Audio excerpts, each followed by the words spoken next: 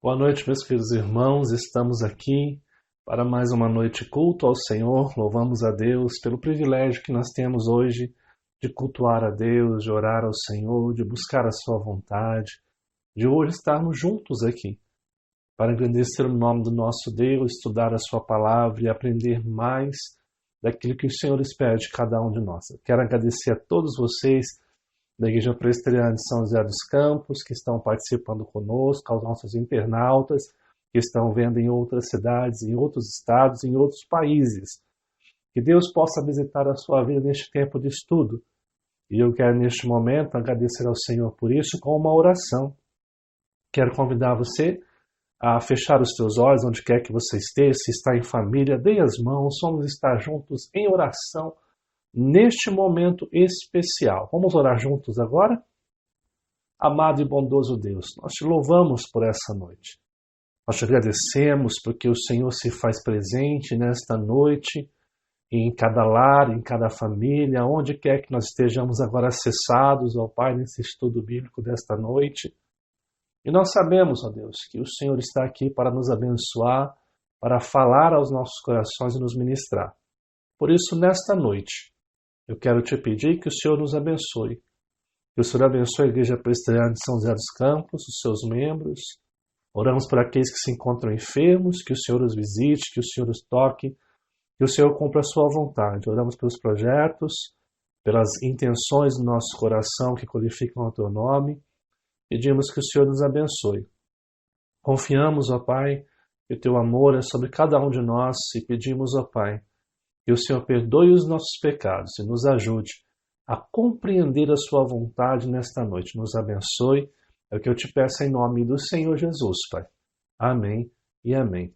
Amados, neste momento eu quero convidar você a cantar comigo o hino 165, Cuidado Divino. Convido você a estar cantando este hino que declara o quanto Deus é poderoso para cuidar da minha vida e da sua vida. E após isso, nós estaremos então passando para o estudo da palavra com o tema Não Jogue a Toalha.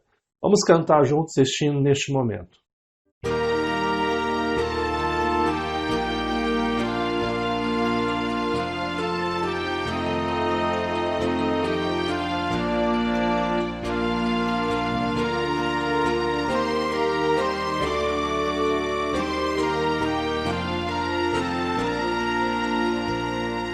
Não desanimes, Deus proverá, Deus velará por ti, com suas asas te cobrirá, Deus velará por ti,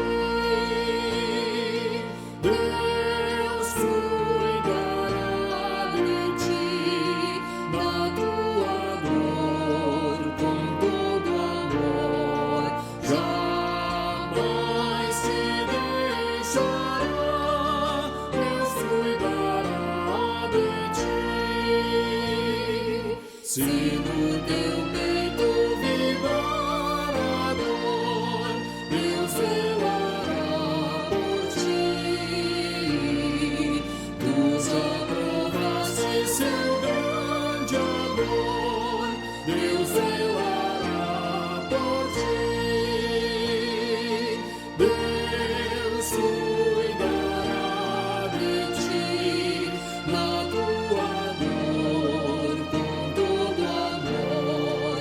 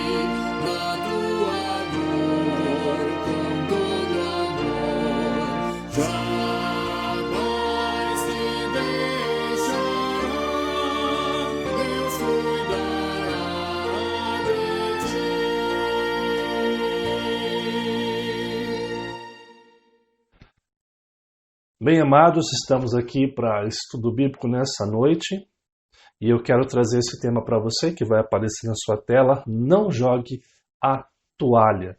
Momentos que nós enfrentamos, difíceis, algumas lutas que nos advêm e muitas vezes nós nos sentimos pressionados, nos sentimos com medo, não sabemos que decisão tomar, temos dúvidas, temos incertezas e às vezes a melhor decisão nos parece jogar a toalha, desistir de tudo. E é neste momento que nós somos convidados a voltar nossos olhos e coração ao nosso Deus e por meio da sua palavra perceber aquilo que Deus espera de mim, espera de você nesta noite. Eu quero convidar você para abrir a sua Bíblia no livro de Apocalipse. Nós vamos ver Apocalipse, capítulo 1. Nós vamos ler do verso 9 ao verso 20. Nós vamos estar lendo esse trecho e ouvir o que a palavra de Deus desafia para estes momentos que nós temos vontade de jogar a toalha e desistir da nossa vida, desistir dos nossos objetivos. Vamos ver o que a palavra nos diz. Acompanhe comigo a leitura bíblica desse texto. Eu, João, irmão e companheiro de vocês, no sofrimento, no reino e na perseverança em Jesus. Estava na ilha de Patmos por causa da palavra de Deus e do testemunho de Jesus. Achei-me em espírito no dia do Senhor e ouvi, por trás de mim, grande voz como de trombeta, que dizia: escreve num livro o que você vê e envia a estas 7 igrejas: Éfeso, Esmirna, Pérgamo, Tiatira, Sardes, Filadélfia e Laodiceia.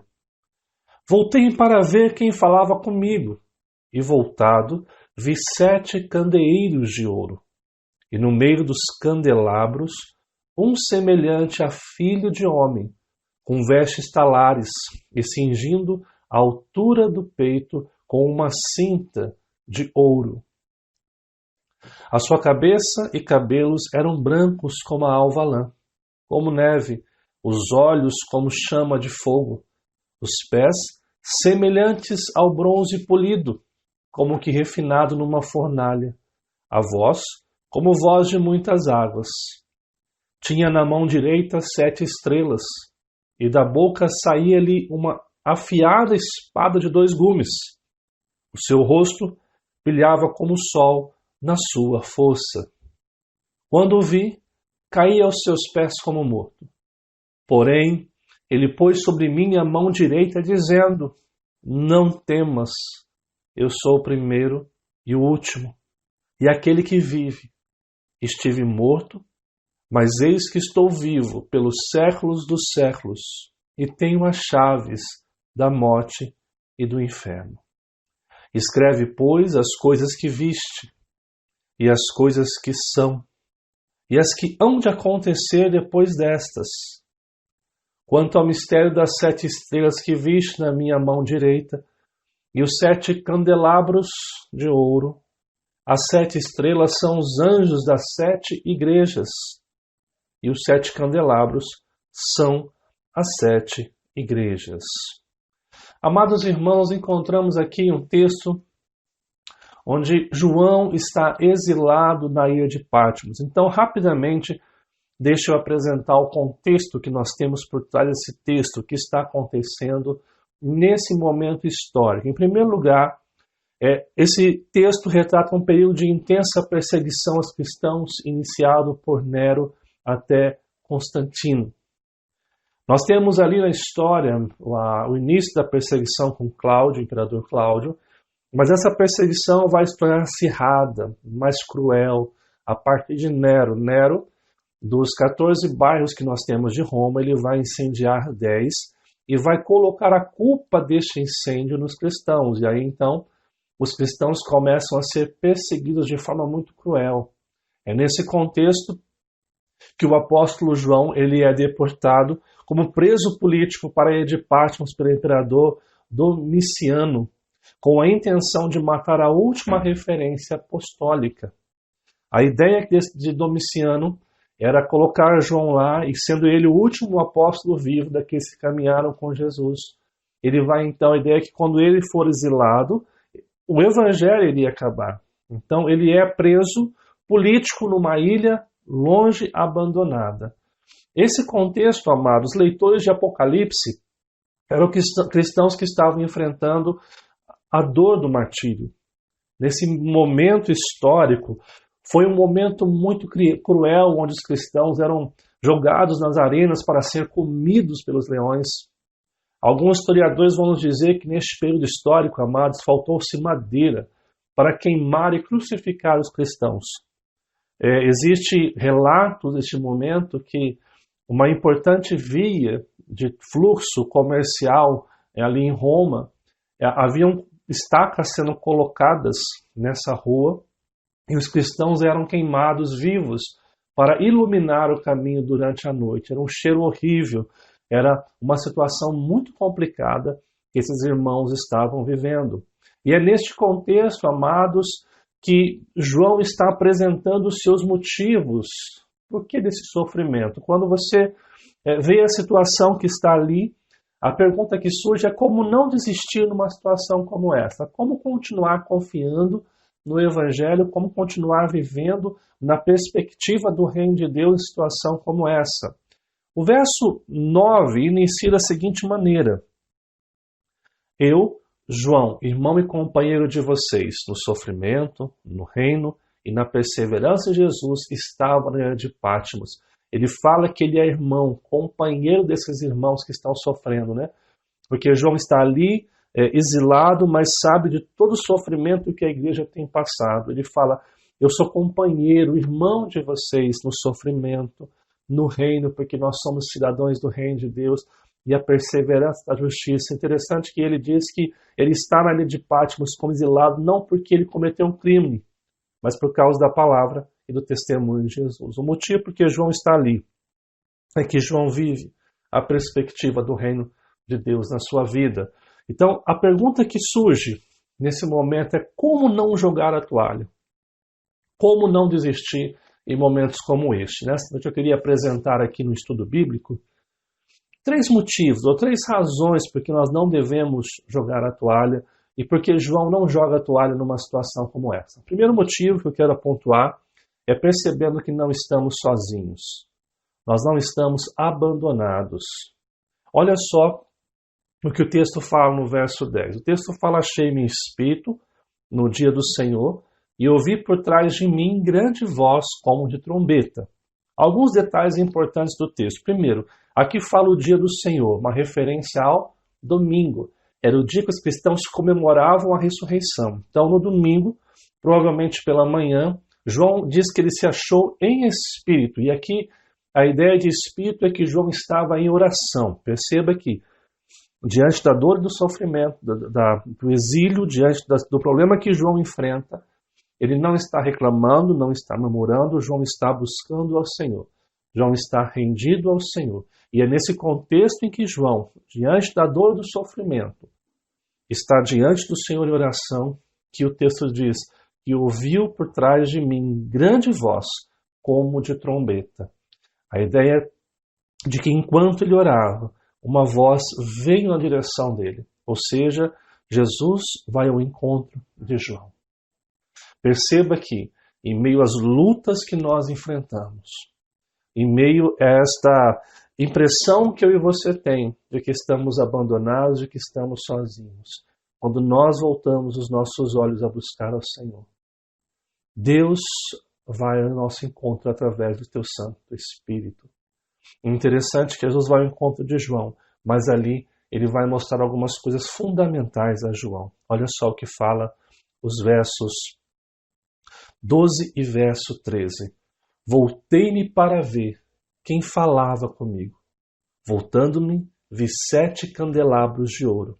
E entre os candelabros alguém semelhante a um filho de homem, com uma veste que chegava aos seus pés e um cinturão de ouro ao redor do peito. Alguns detalhes importantes que nós encontramos nesses 2 versos aqui.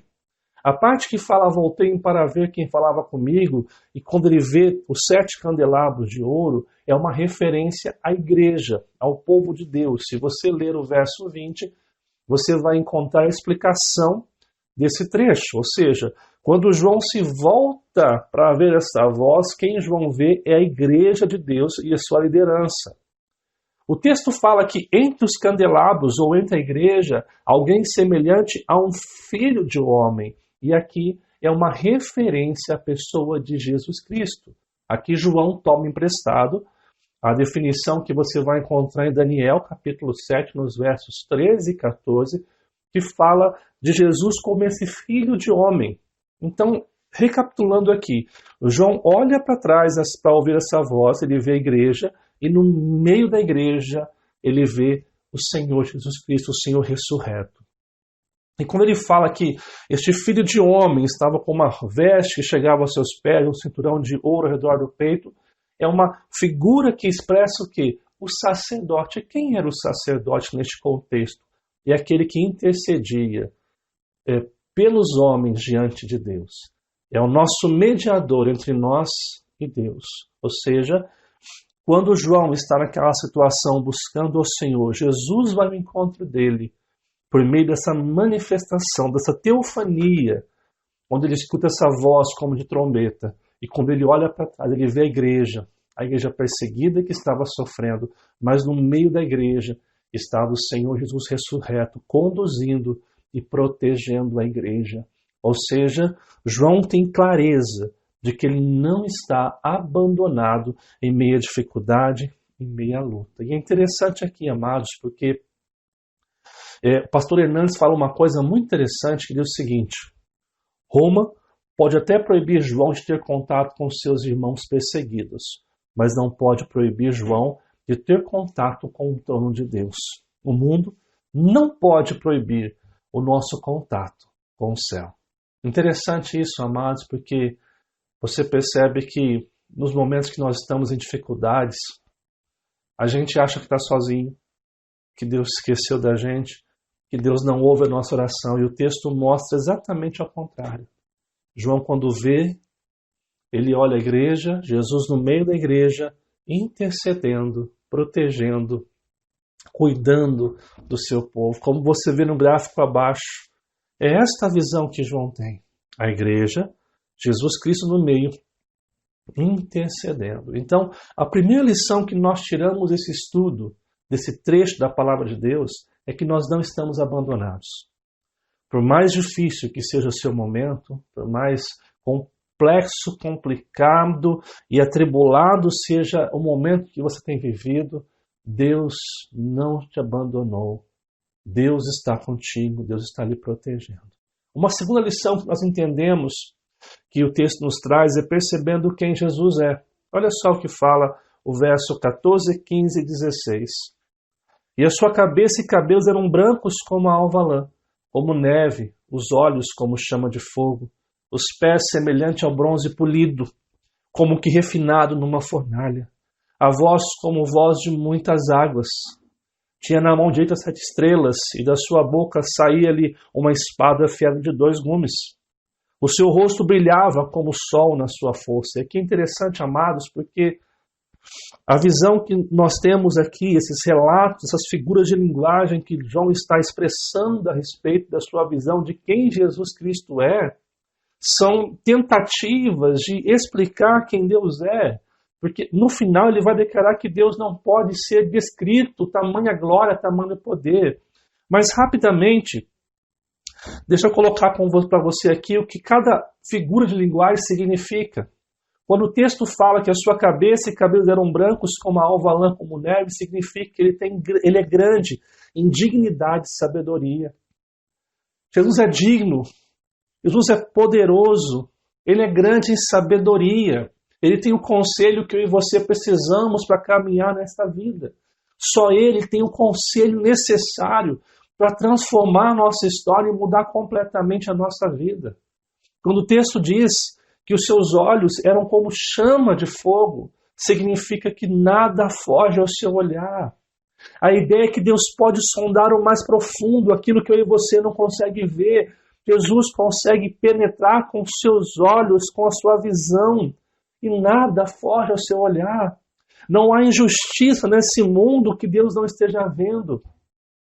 Não há uma simples situação que os seus olhos não estão diante. Deus está vendo tudo aquilo que nós enfrentamos.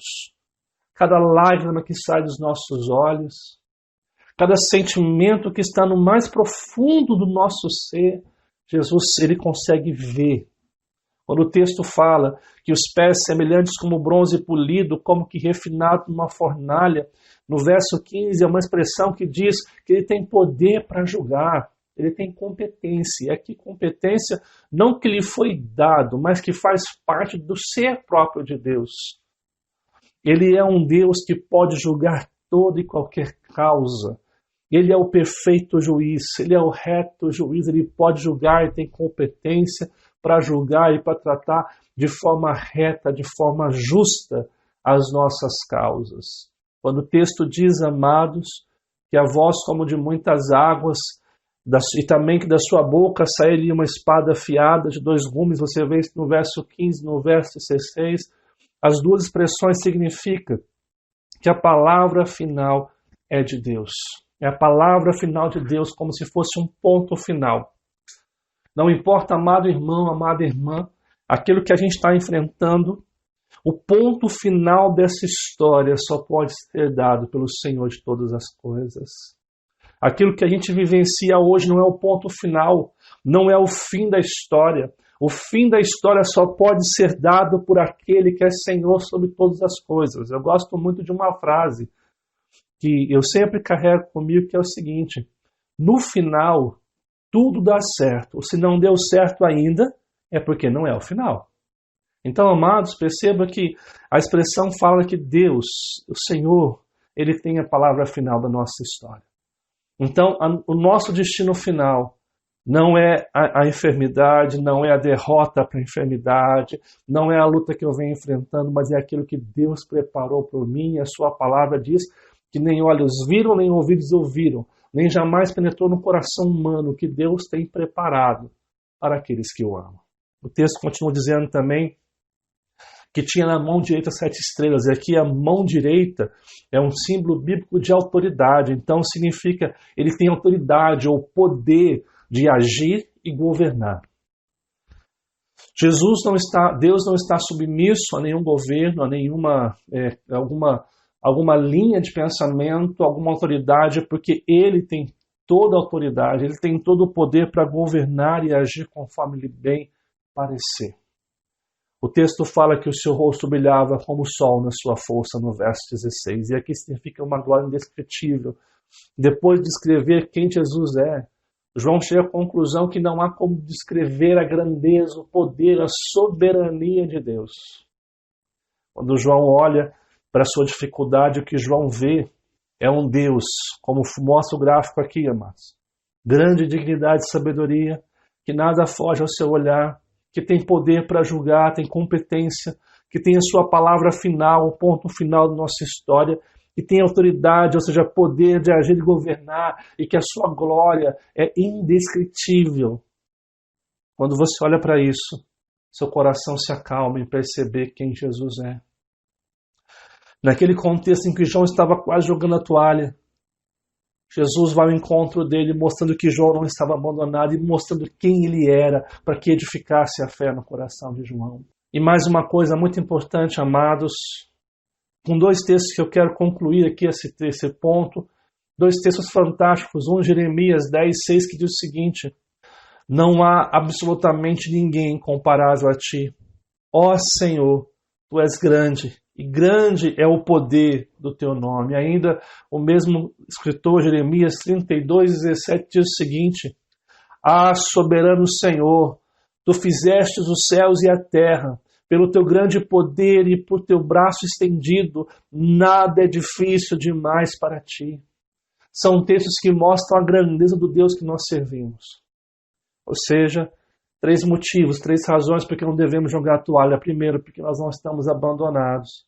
Segundo, percebendo quem Jesus Cristo é, quem é esse Deus que nós servimos. E por último, percebendo o cuidado de Jesus Cristo. Olha o que o texto diz no verso 17. Quando vi, caí aos seus pés como morto, porém ele pôs sobre mim a mão direita, dizendo, não temas. A expressão aqui, cair aos seus pés como morto, é uma expressão que significa rendição e humildade.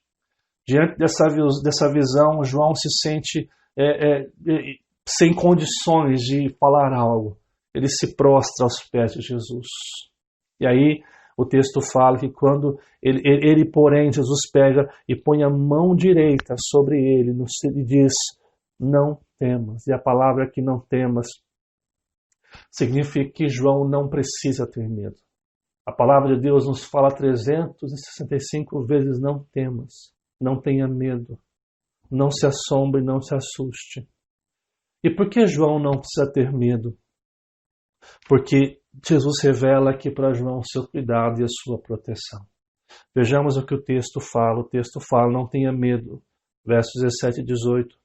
Não temas, eu sou o primeiro e o último, e aquele que vive. Estive morto, mas eis que estou vivo pelos séculos dos séculos, e tenho as chaves da morte e do inferno. Vamos rapidamente explicar isso aqui para vocês. Não temas, eu sou o primeiro e o último. Significa, ele existe em tudo, do começo ao fim. Ele é o alfa, ele é o ômega.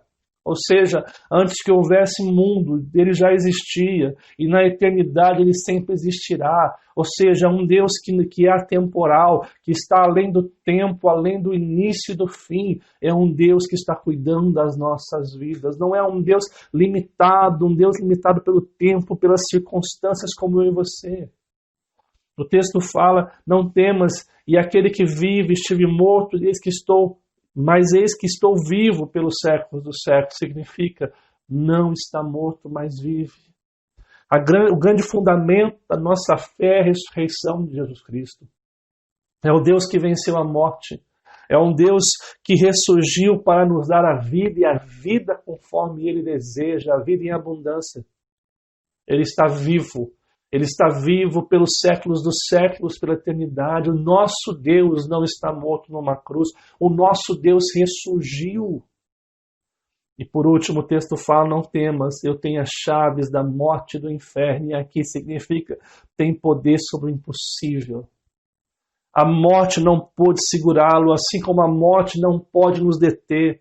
Porque em Cristo nós vamos ressuscitar no último dia.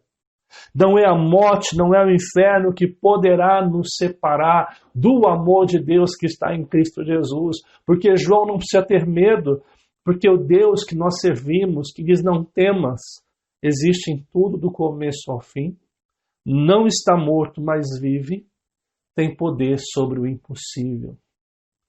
E aqui, amados, nós chegamos então a uma pergunta crucial. Como sabemos que João não jogou a toalha? Quando você lê o verso 11, diz o seguinte, dizendo, o que vês, escreve em livro e manda às 7 igrejas. Éfeso, Esmirna, Pérgamo, Tiatira, Sardes, Filadélfia e Laodiceia. Ou seja, você encontra aqui um público. O verso 11 fala de um público que João deveria encaminhar as suas cartas, a sua carta. E aí quando você lê o verso 19, diz o seguinte, escreve, pois, as coisas que viste, e as que são, e as que hão de acontecer depois dessa. Ou seja, existe uma mensagem, com a mensagem que Apocalipse nos traz, a mensagem da redenção.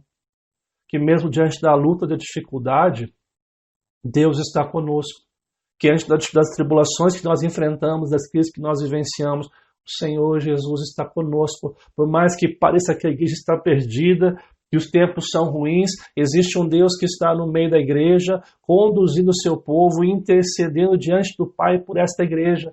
É um Deus poderoso, grande, soberano, que tem ponto final da história, que tem poder, que está vivo, que não tem começo, que não tem fim. É um Deus poderoso para cuidar da sua história. Essa é a mensagem de Apocalipse. Então, Jesus pede que João transmita essa mensagem à igreja que está sofrendo, à igreja que está perseguida, à igreja que está a ponto de jogar a toalha, ao ponto de desistir, ao ponto de dizer, não quero mais. E aí, amados, nós encontramos no capítulo 1, verso 1 e 2, a seguinte declaração. revelação de Jesus Cristo. O texto começa assim: não é a revelação de um homem, mas é do Senhor da igreja, que Deus deu para mostrar aos seus servos as coisas que em breve devem acontecer, e que ele, enviando por intermédio do seu anjo, notificou ao seu servo João, o qual atestou a palavra de Deus e o testemunho de Jesus Cristo, quanto a tudo o que viu. Ou seja, na primeira parte desse texto você encontra o público. A revelação de Cristo para os servos que estavam a ponto de jogar a toalha. E na segunda parte você encontra a mensagem, o testemunho de Jesus Cristo. Aquele que reina, que soberano sobre a nossa vida. Ou seja, João não jogou a toalha porque o livro de Apocalipse está registrado na palavra de Deus para mim e para você hoje. Aquele homem que estava exilado, e talvez ao ponto de jogar a toalha, assim como a igreja que estava sendo perseguida, que estava sendo afrontada. Jesus vem ao encontro dele, revela quem ele é, mostra o seu cuidado. E ali João não desiste. Por quê? Como João não jogou a toalha? Porque João percebeu que ele não estava sozinho. Ele percebeu quem Cristo é e percebeu o cuidado de Deus pela sua vida. Esse é o desafio que nós temos hoje, amados. Nós que estamos a ponto de jogar a toalha, devemos perceber que nós não estamos abandonados, nós não estamos sozinhos. Perceber quem é esse Jesus que nós professamos e cremos e nos encontramos com Ele e perceber o seu cuidado, dia após dia, em nossas vidas. No capítulo 1, verso 3, fala o seguinte: bem-aventurado ou felizes, abençoados, aqueles que leem e aqueles que ouvem as palavras da profecia e guardam as coisas nela escritas, pois o tempo está próximo. Nós somos felizes, abençoados, quando nós ouvimos o que Apocalipse nos diz e lembramos que nós não estamos abandonados, que Jesus é o Senhor da história, que Ele nos cuida, que Ele nos protege. Quando nós confiamos nele, vivemos a sua vontade, nós somos bem-aventurados quando o tempo está próximo, em dias ruins, em dias que nós temos vontade de jogar a toalha. Assim, quero convidar você a uma reflexão, mas uma reflexão que se torne prática em nossa vida. Acompanhe comigo essas 4 perguntas. Muitas vezes, olhamos para a nossa realidade e só vemos decepções, fracassos e perdas. Porém, Jesus lhe convida a concentrar-se na verdadeira história. A verdadeira história não é o que você vê, é aquilo que a Bíblia nos conta, que no final de tudo vai dar certo. Que Jesus está conosco para nos abençoar e falar aos nossos corações. Segundo, hoje é tempo de encarnar a verdade de que Jesus não lhe abandonou. Ele está cuidando da sua vida, mesmo que não tenha condição de acreditar. Descanse em Deus. Mesmo que você não acredite, mesmo que você seja desanimado, descanse em Deus e saiba que Ele está cuidando de você. Terceiro, você percebe que ao invés de afundar-se em seus medos e fracassos, é um momento de ouvir e escrever aquilo que Deus lhe diz.